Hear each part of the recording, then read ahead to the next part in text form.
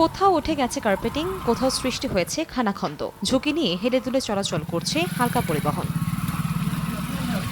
সাতক্ষীরার আশাশুনি উপজেলার আনুলিয়া ইউনিয়ন পরিষদ থেকে খাজরা ইউনিয়ন পরিষদ, কাপসান্ডা বাজার থেকে খাজরা ইউনিয়ন পরিষদ এবং বড়দল ইউনিয়ন পরিষদ থেকে কাপসান্ডা বাজার পর্যন্ত 11.5 কিলোমিটার সড়কের বেহাল দশা। সংস্কারের জন্য 3 প্যাকেজের মধ্যে একটি 2021 সালে এবং বাকি দুটি প্যাকেজের টেন্ডার হয় 2022 সালে। মূল প্রকল্পের মেয়াদ 1 বছর থাকলেও 3 দফা সময় বাড়ানোর পরও শেষ হয়নি কাজ। এলাকাবাসীর অভিযোগ, কোথাও 10% আবার কোথাও 20% কাজ করে বন্ধ রেখেছে ঠিকাদার। আমরা এখানে আমাদের একটা ডাক্তারও যদি আনি তাও আনার কোনো সুযোগ নেই।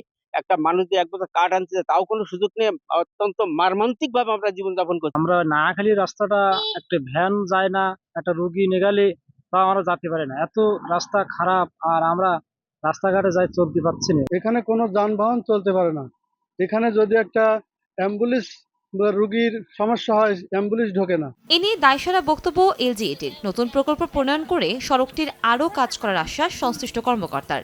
আমাদের এখানে নতুন একটা প্রজেক্ট হয়েছে, সেই প্রজেক্টের থেকে আমরা এটা নতুন ভাবে প্রস্তাব করছি। ওই প্রজেক্টটা পাশ হলে আমরা তখন শুরু থেকে যে বাদ দিয়ে এবং শেষের থেকে যে আরো আছে সেটা আমরা করতে পারবো। এলজিইডির তথ্যমতে প্রকল্পের মোট ব্যয় ধরা হয়েছে 13 কোটি 22 লাখ টাকা। সময় সংবাদ, সাতক্ষীরা।